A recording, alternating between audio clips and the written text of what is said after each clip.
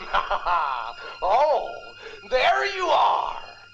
Hello and welcome to another bad movie review. This time we are looking at 1987's Silent Night, Deadly Night Part 2. This was rated R and runs about an hour and 28 minutes. There is no direct date given as to how long time has passed since the first movie, but it looks like it's been many years, even though the films are about 3 years apart. A man named Dr. Bloom is at an institute, seems to be some sort of mental hospital, and he's there to interview Ricky. It's Christmas Eve, and the shrink thinks that he can get information out of Ricky where other people have failed. Now we flash back to the carjacking scene from the first movie and the death of Billy and Ricky's parents, and they explain this away by the doctor saying, "How do you remember this?" And Ricky says, "I was there. Of course I remember it," or something to that effect. It's very silly. But the flashbacks continue with these short interspersed scenes of the doctor and Ricky talking, and that goes on to summarize the entire movie. So they managed to cut down the first movie and condense it into the first half of this movie, so until about the 40-minute mark it's all flashbacks with these short scenes interspersed between the kills, and they show all but I think one of the kills. So there's 11 kills from the original film as well as 4 plot points, and it looks like they changed Ricky's last name from Chapman to Caldwell for some reason, but it doesn't play a big part in the film, so it's not that big of a deal. Now, of course, there are some noticeable issues. Mother Superior is played by 2 different women because the woman from the first movie is not in the second movie, so they disfigured her face a little bit and explain it as a stroke, which doesn't make any sense whatsoever, but they're trying to conceal the fact that they're 2 different actors. Also, they get rid of Sister Margaret and insert Sister Mary. It's a subtle distinction, but the actresses don't look very much alike in physique or age, so it is rather noticeable. So that's their way of ducking beyond that complaint. There's also a couple other discrepancies. Ricky says that old man Kelsey, the janitor, is the one that was killed by bullets in the first film when it was explained as Father O'Brien in that film. And in the final scene from the first film, they've aged the kid up several years to kind of compensate a little bit for the age discrepancy. So there's a totally different actor playing him. And that kind of makes sense with the time jump they're trying to do here, because they had to age the kid up quite a bit for the short amount of time that's actually passed. Now, there have been some explanations that the original plot to this film was that the first movie was actually a delusion by the inmate in this film, but it looks like they probably scrapped that. But there's sort of the hint that he knows things that he shouldn't and couldn't possibly know, so he had to pick that up somewhere or made it up in his head. At any rate, by about the 39-minute mark, we're finally getting into the news story, and Ricky starts talking about his life. He gets adopted by the Rosenbergs, and he starts to grow up under their tutelage, and little flashbacks start to happen. But when he witnesses a domestic violence incident, he has a flashback to the murder of his mother that he couldn't possibly have seen because he was a baby in the car. But that's enough to set him off on the beginnings of his rampage. Now, interestingly, the majority of implements of menace in here, especially the vehicles and the umbrella, are red and white toned, so you get kind of the Santa colors. And the umbrella scene is both ridiculous and a cult classic of cheese. It is hilarious, but at the same time, it's totally off the wall bonkers and couldn't possibly happen that way. But still, it was quite entertaining. Another thing about that scene is you'll notice that when it starts raining, it's only raining on about half the screen. The other half seems completely dry, so that was a little weird. But you get little inconsistencies throughout this film, and we do find out that Ricky had a girlfriend, Jennifer, and when he takes her on a date to a movie, the movie they're watching is about a killer Santa, and it's the robbery scene from the first film. But there's some troublemakers in the back, and they cause problems, and Jennifer's ex-boyfriend shows up. There is a derogatory slur for for gays in here that is very unpopular. So if that's something that bothers you, you may be offended by that. Now there is one kill that is unclear, and that's one at the movie theater. It's not for sure that that guy actually died, and that is why I'm not counting that one as a kill in this film. There's a really fun explosion for no reason though, and that kind of made up for the lack of clarity on that one. And apparently during the scene where Ricky has a gun, the VHS release of this actually had the crew visible in the background, but in the DVD version, that's largely been cut out, although you can get a glimpse of the boom mic,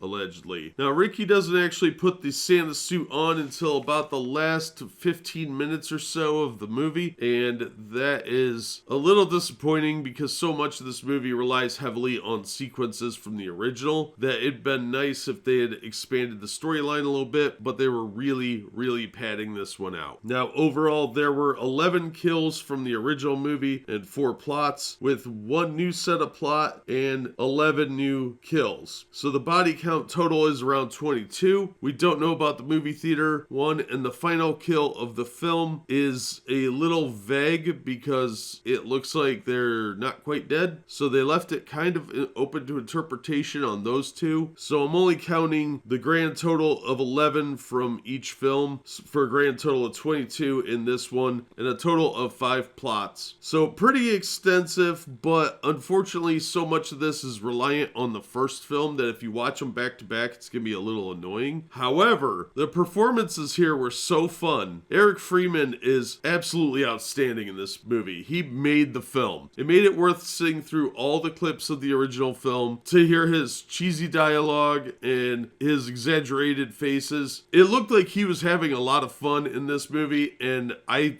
had a lot of fun because of it. It salvages this film just based on his performance. Oh sure, Elizabeth Kaitan was a very lovely young lady in this, but her part was way too short and not graphic enough to justify that being a contributing factor to the success of this film in my mind. So Eric Freeman delivers all the funny lines, and it looks like they were a little unsure if they wanted him to be like the silent type killer or they wanted him to be a jokey one. So you get this weird dichotomy, and it strangely works for the film just because Eric Freeman is so over the top with it that it really makes this movie incredibly memorable. The cheesy dialogue, the delivery of the dialogue, it all kind of works out quite well. And I have to say, I find this to be one of the better sequels in any slasher series because it is so bizarre and hilarious in parts that the first 40 minutes of it is just a mild disappointment. There's a couple of decent sequences interspersed there with Dr. Bloom and Ricky, but they're not quite as good as the last half of the film. It would have been nice if this had been a proper sequel, but they obviously had limited resources and budget for that. But what we get is pretty fun. So a pretty stellar cheese film, not to be taken seriously, definitely not particularly scary, but a